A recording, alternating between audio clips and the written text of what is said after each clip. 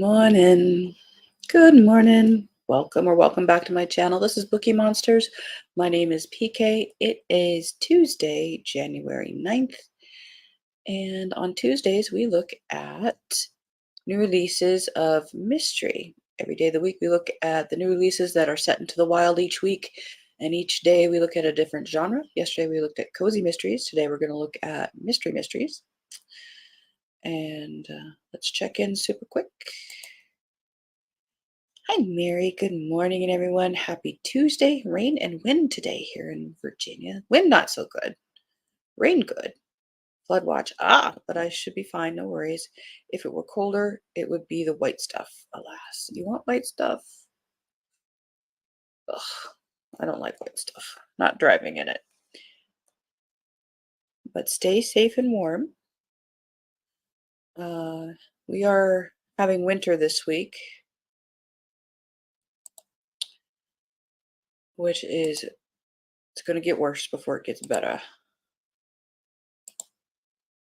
If you look towards Thursday, Friday, Saturday, a high of -8, Sunday, a high of -4, and then we're back in the 20s. So lots of layers later this week, and we enjoy what it is today. All righty. Shall we hop in? Let me get rid of the banner here. Quick announcements. We do have sprints tonight at 6:05 Mountain Time, 8:05 Eastern, or as best as I can get here now that the roads are not as easy to drive and drivers out there who forgot how to drive in it. All right, let's log in here.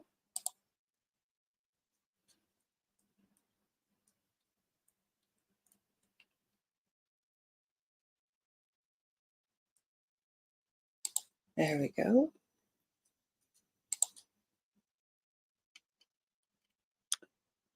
And let's see what they are saying in mysteries.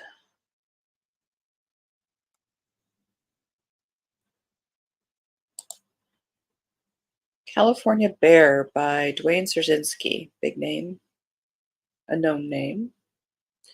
In mystery, none of you are safe. Killer. Jack Queen has been exonerated and freed from prison thanks to retired LAPD officer Cato Hightower. But when guilt gnaws at Jack, he admits, I actually did it. To which Hightower responds, yeah, no kidding. You see, the ex-cop has a special job in mind for the ex-con. The girl detective, 15-year-old Matilda Finnerty, has been handed a potential death sentence in the form of a leukemia diagnosis. But that's not going to stop her from tackling the most important mystery of her life. Is her father guilty of murder? Jeannie Hightower mends family ties for a living, but the genealogist is unable to repair her own marriage, and her soon-to-be ex may have entangled her in a scheme that has drawn the bloody wrath of the Bear, a prolific serial killer who disappeared 40 years ago, who is only now emerging from hibernation when the conditions are just right. And this time, the California Bear is not content to hunt in the shadows. Dot, dot, dot, dot.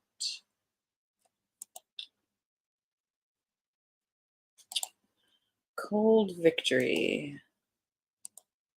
Something is telling me to look at this on. Nope, we're good. This is by Carl Marlantis. Mystery/thriller. Helsinki, 1947. Finland teeters between the Soviet Union and the West. Everyone is being watched. A wrong look or a wrong word could end in a catastrophe. Natalia Bobrova from Russia and Louise Koski from the United States are young wives of their country's military attachés. When they meet at an embassy party, their husbands, Arnie and Mikhail, both world-class skiers, drunkenly challenge each other to a friendly but secret cross-country wilderness race. Louise is delighted, but Natalia is worried. Stalin and Beria's Secret police rule with unforgiving brutality. If news of the race gets out and Mikhail loses, Natalia knows it would mean his death, her imprisonment, and the loss of her two children. Meanwhile, Louise, who is childless, uses the race as an opportunity to raise money for a local orphanage, naive to the danger it will bring to Natalia and her family.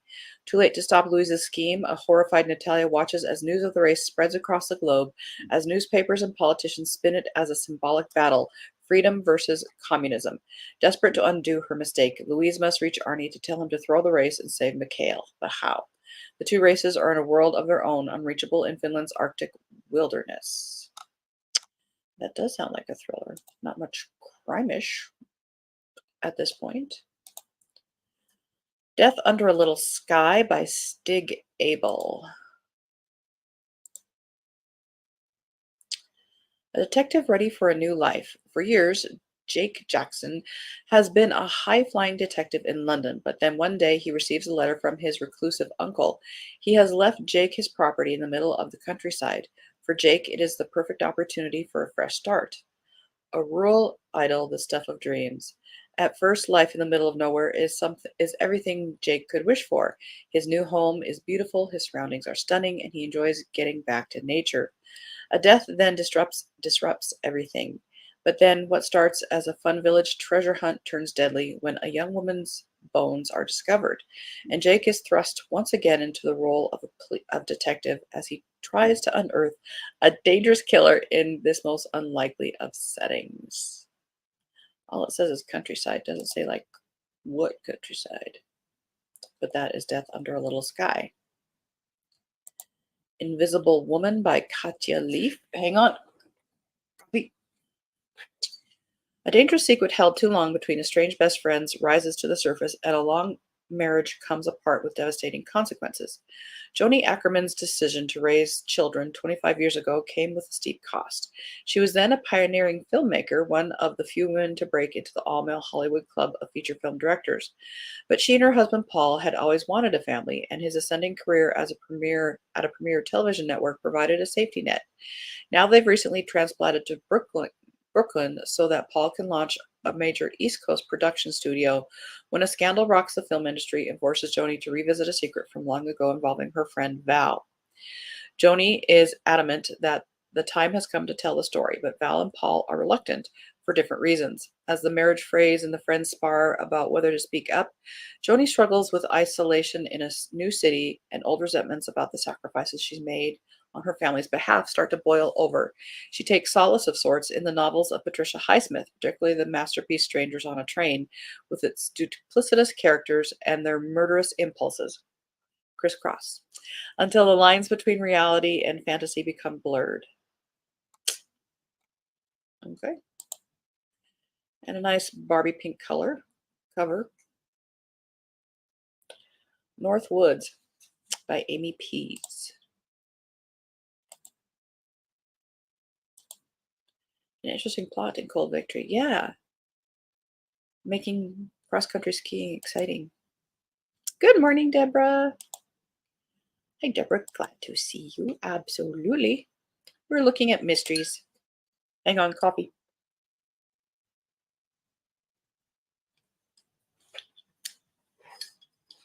North Woods by Amy Pease. Endorsed by William Kent Kruger. The dark underbelly of an idyllic Midwestern resort town is revealed in the aftermath of a murder with ties to America's opioid epidemic in this unputdownable blah, blah, blah, blah. Eli North is not okay. His drinking is getting worse by the day. His emotional wounds after deployment to Afghanistan are as raw as ever. His marriage and career are over, and the only job he can hold down is with the local sheriff's department. And that's only because the sheriff is his mother, and she's overwhelmed with small town shaky lakes, dwindling budget, and the fallout from the opioid epidemic. The North Woods of Wisconsin may be a vacationer's paradise, but amidst the fishing trips and campfires and Paul Bunyan festivals, something sinister is taking shape. When the body of a teenage boy is found in the lake, it sets in motion an investigation that leads Eli to a wealthy enclave with a violent past, a pharmaceutical salesman, and a missing teenage girl. Soon, Eli and his mother, along with a young FBI agent, are on the hunt for more than just a killer. If Eli solves the case, could he finally get the shot at redemption he so desperately needs? Or will answers to this dark case elude him and continue to bring destruction to the North Woods? Which is the title, North Woods. One of the good guys bear Araminta Hall. Our next door neighbor's girlfriend's name is Araminta. She goes by Mindy. If most men claim to be good, why are most women still afraid to walk home alone at night? Because there are bad people. Newly separated from his wife and desperate to escape the ghosts of his failed marriage, Cole leaves London for a fresh start in the countryside. He accepts a job as a wildlife ranger and settles into his cozy seaside cottage, relishing the respite from the noise, drama, and relentless careerism that curdled his relationship along with his mental health. Then he meets Leonora, the reclusive artist living next door, and is instantly charmed by her warm and gentle spirit. But as the two forge a connection on the cliff's edge, they call home two young women activists raising awareness about gendered violence disappear while passing through. Cole and Leonora find themselves in the middle of a police investigation and resulting media firestorm as the world learns of what happened. And as the tension escalates, they quickly realize that they don't know each other that well after all.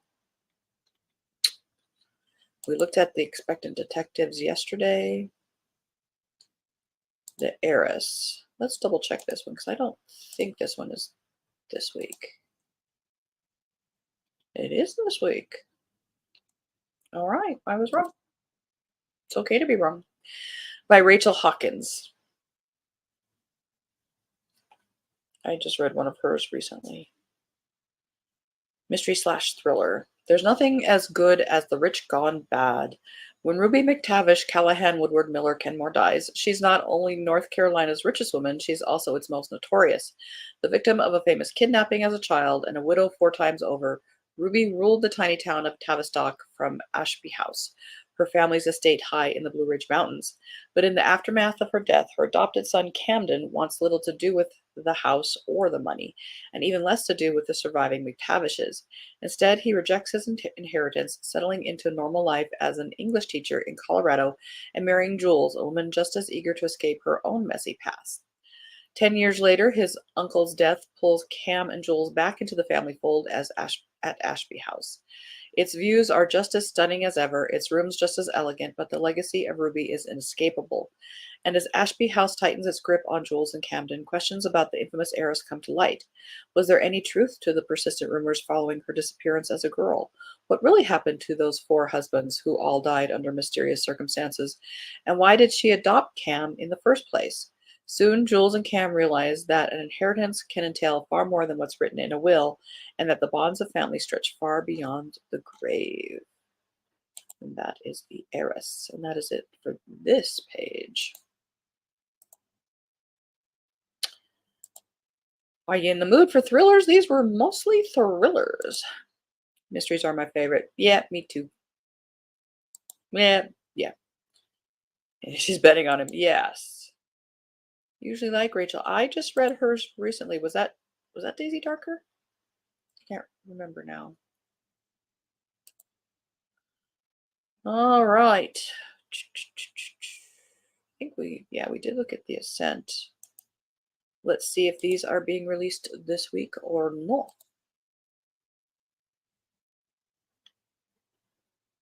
Nope, that was November.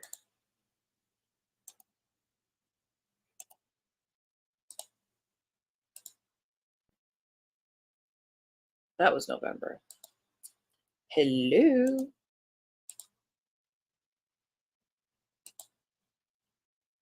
Yeah, November, January. Get them confused.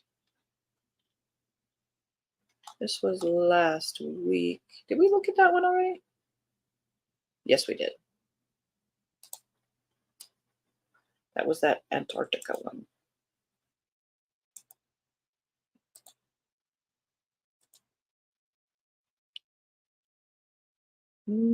Severn House, good publishing house. This was last week. Oh yeah, that was that pizza one. All right, that was a bust. Let's go over here.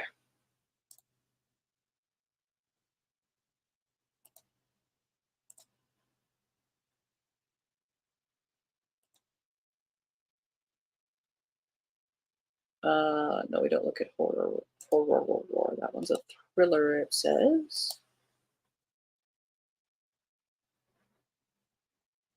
Yep. Did we look at this one already? I don't think so. Blue Ridge by Peter Malone Elliott. Sorry about that. I was trying to say Ellicott. Elliott.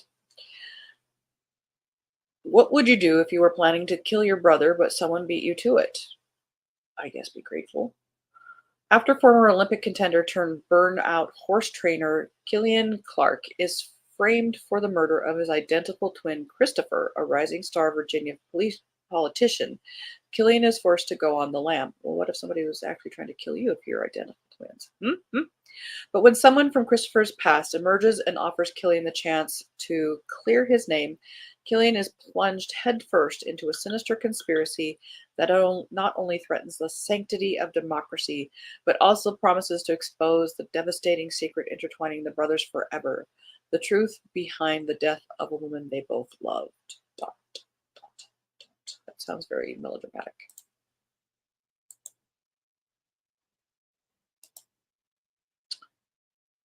Bullseye.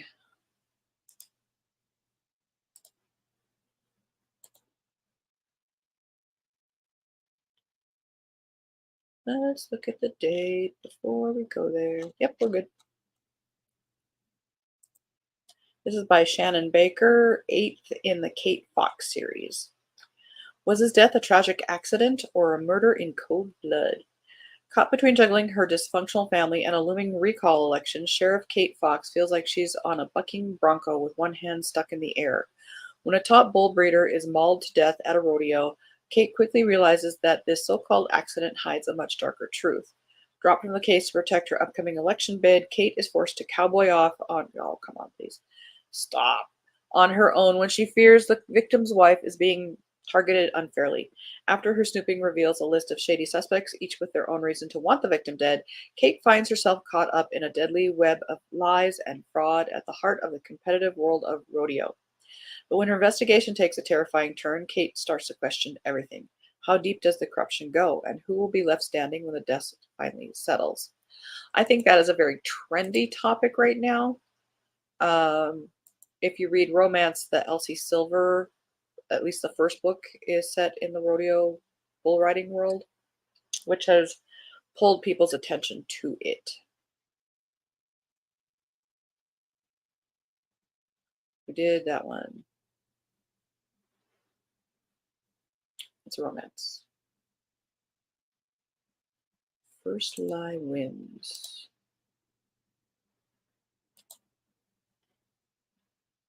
But living in Montana, cowboy stuff doesn't really trip my trigger. This came out last week. Ooh, legal thriller. Yay, we like legal stuff. But is it for really being released? Says so. All right, well, look.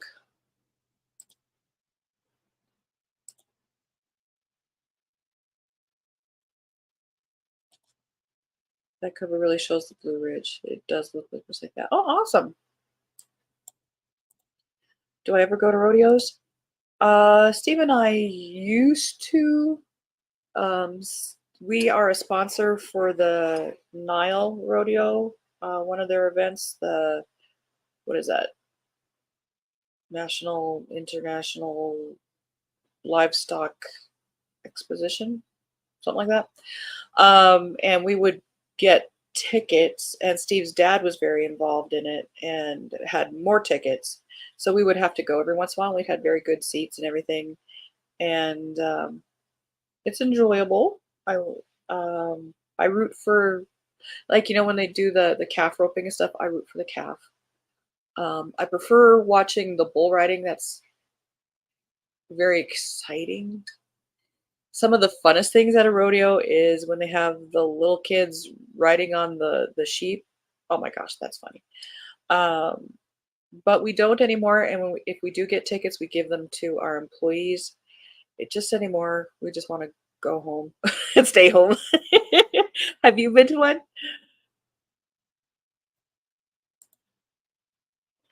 Let's see. This is Goodbye Girl by James Grippandel. Very big name in legal thrillers. A contentious intellectual piracy case leads to an unsolved murder, and Jack Switek's client, a pop music icon, is the accused killer. Got my attention so far. Piracy costs the movie and music industry billions. No one has been able to stop it.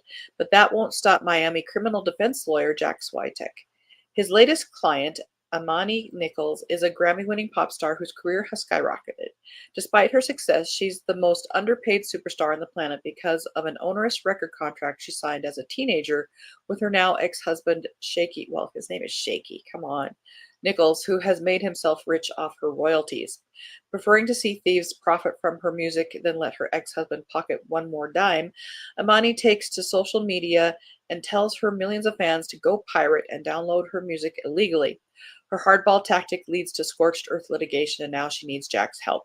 The case takes a deadly turn when salacious allegations of infidelity send Amani and Shaky down a path of mutual assured destruction, each implicating the other in the unsolved murder of Amani's extramarital lover 12 years ago.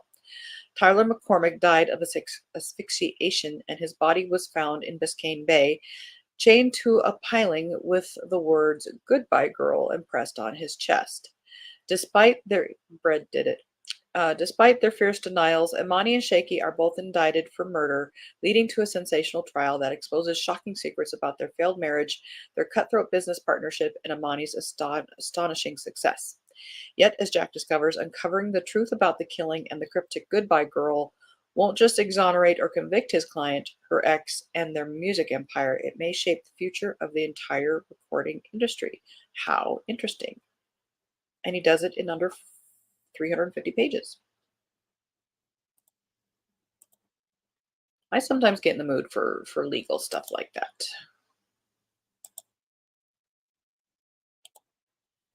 No, she's never been to a real one. Did watch a roundup on a ranch in California. Fascinating.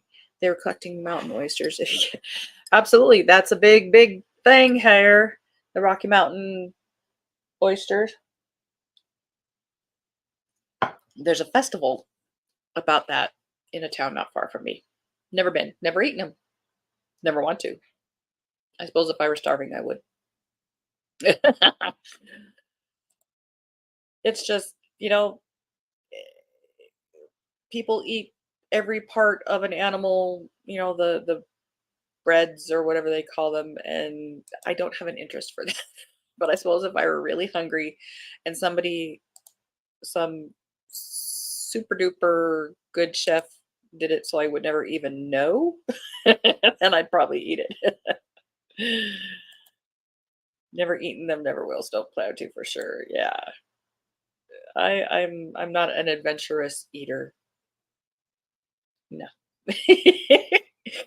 Well, we ran out of time. Well, at least we got a good chunk of knowing what's being released this week. Maybe there's something that sparked your interest to investigate further. Sometimes, even if it's like, oh, we got a commercial. Even if it is sometimes like the eighth book in a series, maybe it was interesting enough for you to go check out the first in the series, and then you have 8 books to read. Win-win. So thank you guys very much for being here today. If you are watching it live or if you're watching it later, either way, I appreciate it. Tonight we do have sprints at 6:05 Mountain Time, 8:05 Eastern. It'll go for 2.5 hours. Bring your own book, work on a project, close your eyes after a day, whatever it is that makes you be in your happy space, because that's time carved out for you. Thanks, PK. Hope to see you and Deborah at Randy's later. See you tonight too, I hope. I hope so too. Everybody be safe and happy and warm, and read good books. And if you're not reading a good book, it's okay to set it aside. It can be a temporary set aside. Don't waste time. There's lots of books out there, and you can pick it up later if you want to. Sometimes it's it's like wine. It's just not the right time yet. And as the banner says here, don't be a bookworm, be a bookie monster. Nom nom. You have a good day. God bless.